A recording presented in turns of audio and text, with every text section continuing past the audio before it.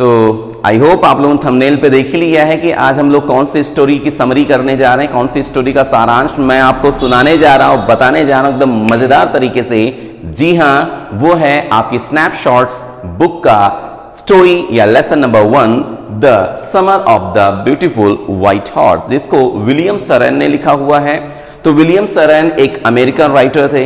इनका जन्म 31 अगस्त 1908 को हुआ था और इनकी जो डेथ है वो 18 मई 1981 या इनका स्वर्गवास 18 मई 1981 को हुआ था।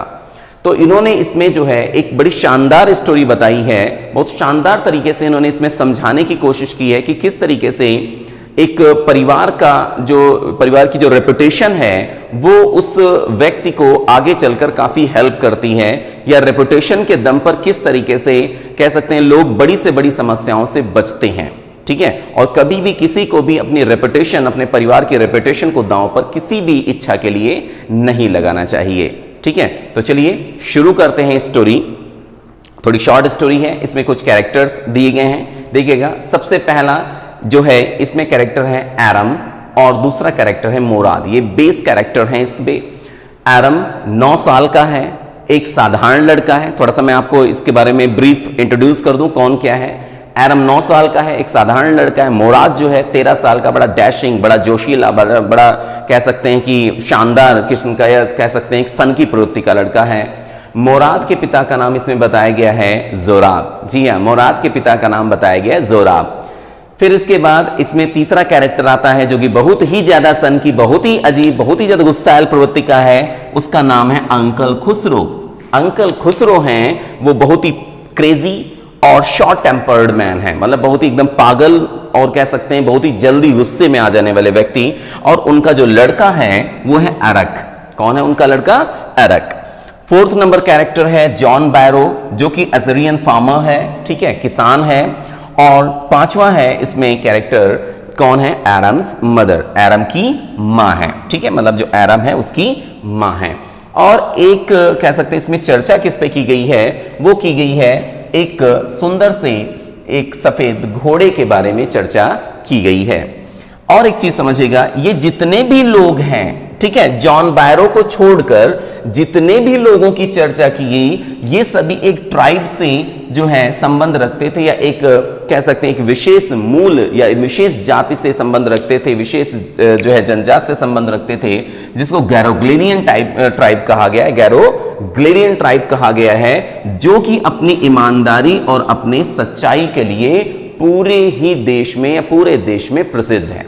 ठीक है, कहते हैं कि जो गैरोग्लेनियन फैमिली है, गैरोग्लेनियन ट्राइब है, वो अपने ईमानदारी के लिए, अपनी सच्चाई के लिए जानी जाती, मतलब उसके ऊपर कोई भी उंगली नहीं उठा सकता कि गैरोग्लेनियन फैमिली कभी भी कुछ भी गलत कर सकती है, या उसके सदस्य है, उसमें जो भी उसके जो लोग हैं वो कभी भी किसी का बुरा तक कर सकते हैं। मतलब चोरी चकारी करने की बात छोड़ दो, झूठ बोलने की बात छोड़ दो, किसी के बारे में बुरा सोच तक नहीं सकते। इतनी पवित्र लोगों की सोच गैरोग्लेनियन ट्राइब को लेकर है। तो देखिएगा, तो यहां पर जो कैरेक्टर है हमारे सामने एरम और मोराद, ये बेस कैरेक्टर जिसका मैंने अब बताया। तो पहले जैसा कि मैंने पहले ही आपको बता दिया है कि एरम और मोराद इसके बेस कैरेक्टर हैं। तो चलिए स्टोरी शुरू करते हैं। लेकिन हाँ, अगर आप पहली बार चैनल पे आए हुए हैं या आपने अभी तक चैनल सब्सक्राइब नहीं किया है, प्लीज सब्सक्राइब कीजिए, नोटिफिकेशन बेल को ऑन कर लीजिए और जितना हो सके उतना वीडियोस को शेयर कीजिए। मैं इसी तरीके के शानदार वीडियोस आपको देता रहूंगा, जिससे कि आप लोगों को तैयारी करने में बिल्कुल किसी भी तरीके की समस्या ना हो। तो देखिएगा, एरम जो है, एरम 9 साल का लड़का है और आज जो है अपने बिस्तर पर सो रहा है। तो वो जब सुबह सुबह जब जगता है, उसको एक आवाज खिड़की के बाहर दी जाती है, आवाज दी जाती है मोराद के द्वारा। तो मोराद उसको जगाता है और कहता है कि चलो घूमने चलते हैं। एरम और मोराद बहुत ही गरीब थे। ये जो गैरोग्लेनियन ट्राइब के जो लोग हैं बहुत ही ज्यादा गरीब हैं बेचारे, लेकिन सेल्फ रिस्पेक्ट इनके अंदर बहुत है, ईमानदारी बहुत है।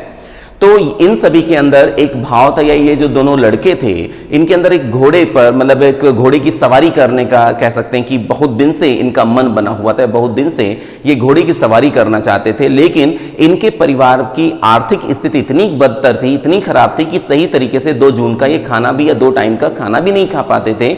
और कहता है कि एरम बोलता है कि अगर मान लो उसके परिवार में किसी ने मतलब सही तरीके से भोजन भी कर लिया तो अन्य लोगों को बहुत ही कह सकते हैं हैरत होती थी, बहुत ही ज्यादा आश्चर्य होता था कि यार इन्होंने खाना कैसे सही तरीके से खा लिया। मतलब कुल मिला के बहुत ही ज्यादा गरीब थे। तो आप खुद सोच सकते हैं कि अगर कोई परिवार बहुत ज्यादा गरीब हो और उसको अगर एक घोड़ा खरीदने की बात कर दी जाए, उसको एक कार खरीदने की बात कर दी जाए, तो कैसा पॉसिबल है, ये सब कैसे हो सकता है। लेकिन यहां पर उसने क्या देखा, जो मोराद था, मोराद 13 साल का एक डैशिंग बॉय था, वो उसका चचेरा भाई था, तो वो जो है एक घोड़े पर बाहर मतलब वो सो रहा था। जब उसने जगाया तो खिड़की के बाहर उसने देखा, तो खिड़की के बाहर उसने देखा कि मोराद जो है आराम से घोड़े पर बैठा हुआ। घोड़ा जो था एक कैसा था, सफेद रंग का था, बड़ा शानदार घोड़ा था।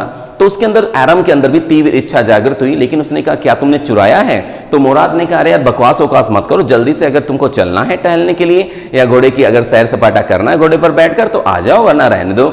तो वही मोराद की बात सुनकर एरम जो था अपने अंदर की तीव्र इच्छा को रोक ना पाया और वो जल्दी से कपड़े पहनकर बाहर पहुंच गया, घोड़े पर पहुंच गया और दोनों ही जो लड़के थे वो वहां से चल दिए। अब सुबह सुबह का मौसम था या सुबह का माहौल था, तो वहां पर पहले जो है मोराद ने घोड़े को दौड़ाया। फिर उसके बाद एरम से बोलता है मोराद कि तुम उतरो, मैं अकेले घोड़े को दौड़ाऊंगा। क्योंकि मोराद ने काफी समय से या काफी दिन पहले से, काफी समय से घोड़े को चुरा रखा था। जी हाँ, घोड़े को चुरा रखा था, आगे पता चलेगा। तो उसको घोड़े को चलाना, घोड़े को राइड करना आता था। तो ये देखकर जब उसने देखा कि मोराद गया एकदम से भगाते हुए, घोड़ा इधर उधर बड़ा तेजी से भगाया उसने घोड़ा और इधर उधर लेकर गया, फिर आ गया। तो एरम के अंदर भी, एरम जो था बहुत ज्यादा उत्साहित हुआ। उसने कहा मैं भी अकेले घोड़े चलाऊंगा या मैं भी अकेले घोड़ा दौड़ाऊंगा। तो मोराद ने मना किया कि तुम्हारे बस की बात नहीं, तुम अभी छोटे हो। लेकिन एरम जो था वो नहीं मानने वाला था, उसने कहा नहीं मैं ऐसा करूंगा जरूर। तो भाई मोराद ने कहा ये लो बैठो और जाओ। तो जैसे उसने, और जो मोराद था वो अपने घोड़े को वजीरे कहता था, ठीक है, वजीरे कहता था और बहुत तेजी से घोड़ा दौड़ाता था। तो एरम जब उस पर बैठा तो घोड़ा हिला तक नहीं। तो उसने, जब मोराद ने कहा कि जैसे मैंने बहुत तेजी से किक मारी है, जैसे मैंने जो है तेजी से चिल्लाकर किक मारी है, वैसे ही किक मारो तब ये दौड़ेगा। तो भाई एरम ने वैसे ही कॉपी की और वैसे ही किक मारी और बहुत तेजी से, मतलब जैसे लात हील मारी उसने घोड़े के मांसपेशियों पर, घोड़ा बहुत तेजी से दौड़ा। और चूंकि ये पहले दिन बैठे थे तो इनकी हालत पस्त कर दी इस घोड़े ने, इनको जो है गिरा दिया और घोड़ा वहां से भाग गया। तो एरम तो गिर गया। अब मोराद दौड़ते हुए आया, उसने कहा घोड़ा कहां गया, मुझे तुम्हारी कोई फिक्र नहीं है, घोड़ा कहां गया? तो उसने कहा घोड़ा तो गया। तो कहना जल्दी से ढूंढ के लाओ जाके, तुम इधर जाओ मैं इधर जाता हूं, अगर घोड़ा मिलता है तो जरूर उसको तुरंत ही लेकर आना, सुबह होने वाली है, मतलब धूप निकलने वाली है, मतलब लोग जगने वाले हैं और घोड़ा खो दिया तुमने। तो भाई थोड़ी देर के बाद मोराद जो है घोड़ा पकड़कर ले आता है। तो एरम कहता है अब इसको बांधोगे कहां, इसको कहां छिपाओगे?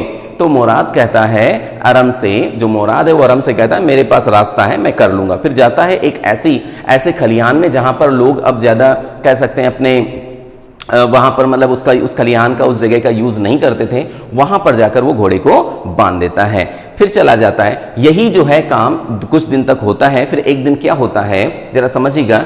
एक यहां पर कहते हैं एक अंकल खुसरो हैं, ठीक है। अंकल खुसरो बड़े सनकी प्रवृत्ति के लोग व्यक्ति हैं, जैसा कि मैंने आपको स्टोरी स्टार्ट करते समय ही बताया था। बहुत ही सनकी, बहुत ही झन्नाटेदार, कि अगर कुछ भी बिगड़ रहा हो तो उनका तकिया कलाम था कोई फर्क नहीं पड़ता, ध्यान मत दो, कोई नुकसान नहीं, ध्यान मत दो, उनका तकिया कलाम था। एक उनके बारे में इसमें एक छोटा सा कह सकते हैं कि छोटी सी लाइंस या कुछ बातें बताई गई हैं कि एक बार क्या हुआ कि खुसरो के घर में आग लग गई। समझिएगा, खुसरो के घर में आग लग गई तो उनका जो लड़का अरक था वो दौड़ते हुए खुसरो के पास गया। और खुसरो थे उस समय कहाँ, खुसरो एक नाई की दुकान पे अपनी मूंछों की जो है बढ़िया सी, मतलब अपनी हजाम बनवा रहे थे, हजामत करवा रहे थे, मूंछें बढ़िया जो है एकदम मेंटेन करवा रहे थे। क्योंकि उस पूरे शहर में जितनी बड़ी मूंछें अंकल खुसरो की थी उतनी बड़ी मूंछें किसी की नहीं थी। तो वहां पर जब पहुंचता है अरक और कहता है कि घर में आग लग गई पिताजी जल्दी चलिए, तो आराम से खुसरो बैठे रहते हैं, कहते हैं होने दो, पड़ा रहने दो।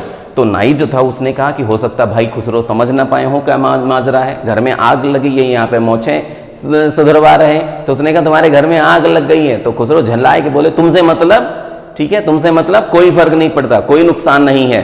तो इस तरीके का सन की प्रवृत्ति का इंसान था।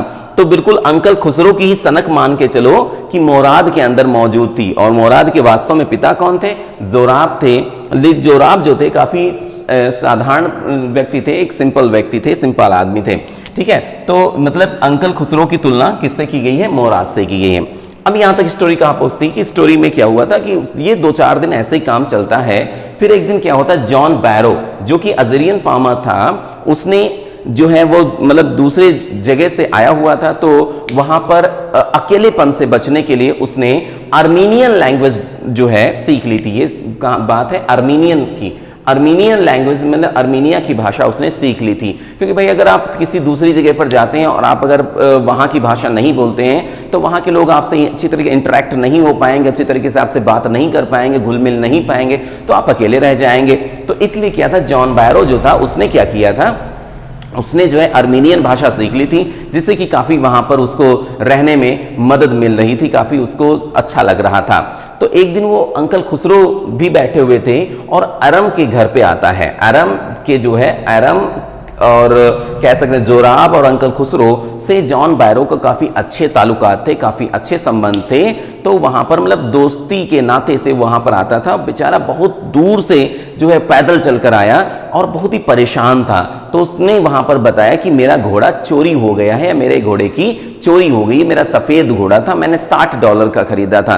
तो अंकल खुसरो कहते कोई बात नहीं, कोई फर्क नहीं पड़ता, जाने दो, कोई नुकसान नहीं है। तो उसने कहा अरे मैं जाने तो दूं, लेकिन घोड़े के बिना मेरी घोड़ा गाड़ी का क्या होगा। तो उसने कोई बात नहीं। तो उसने कहा मैं इतनी दूर पैदल चल कर आया हूं। तो कहते उसने जो है खुसरो ने कहा कम से कम ईश्वर ने 2-2 पैर तो दिए, उनका यूज तो किया तुमने, क्या गलत किया। मतलब इस तरीके का सनकी किस्म का व्यक्ति था।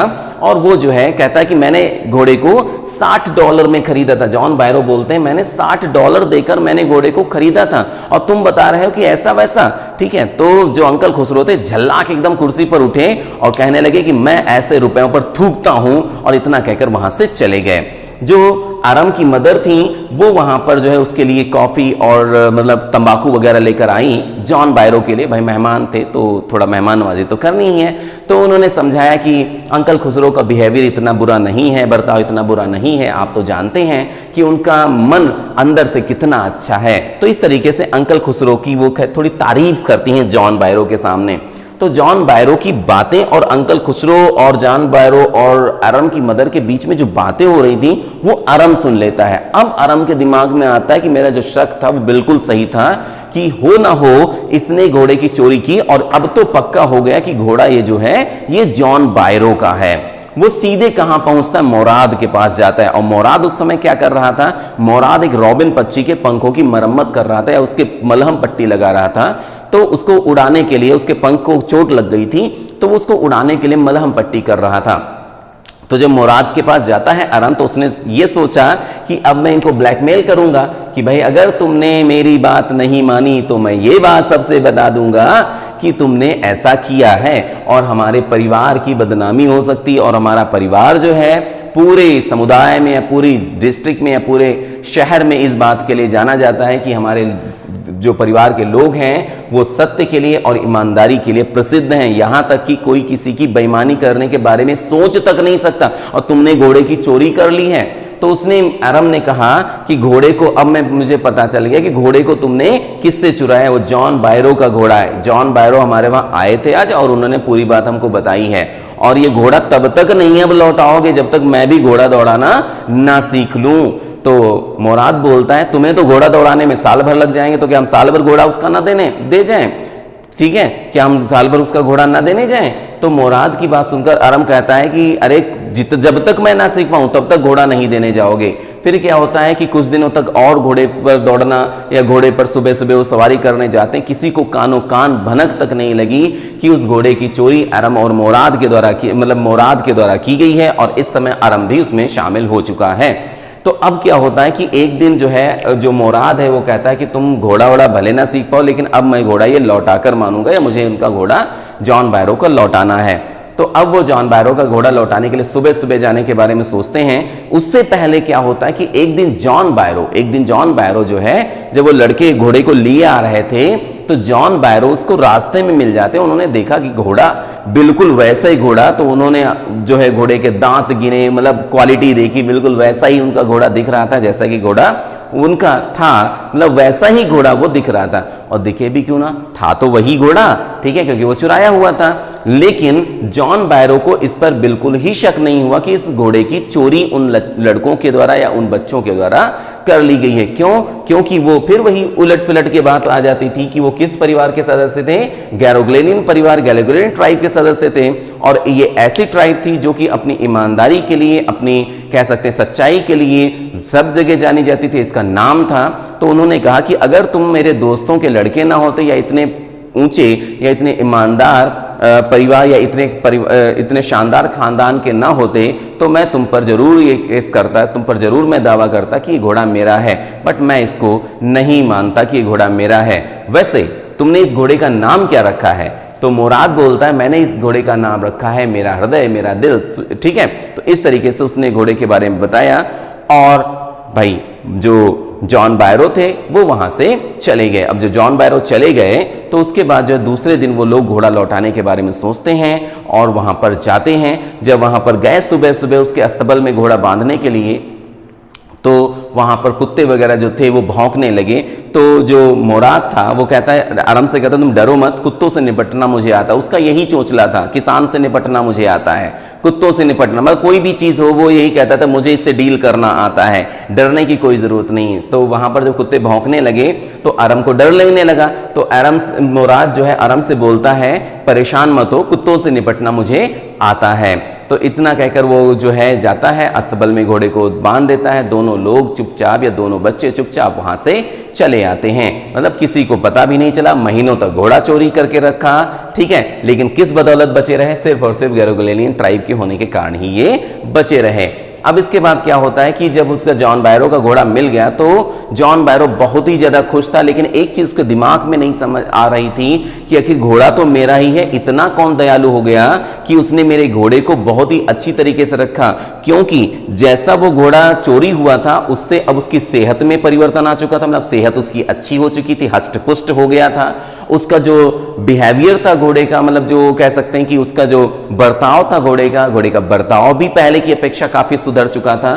तो ये सारी बातें आकर वो आराम की मदर को बताता है कि पता नहीं किसने ऐसा किया, बट जिसने भी किया मैं ईश्वर की तरफ से या ईश्वर से इस बात के लिए प्रार्थना करता हूँ या ईश्वर को मैं इस बात के लिए धन्यवाद देता हूँ कि मेरा घोड़ा सही सलामत सकुशल मेरे अस्तबल में लौट आया है। आई होप यहाँ तक सब कुछ समझ में आ चुका होगा। चलिए मिलते हैं एक शानदार वीडियो में एक जबरदस्त टॉपिक के साथ। तब तक के लिए keep learning, keep supporting and take care.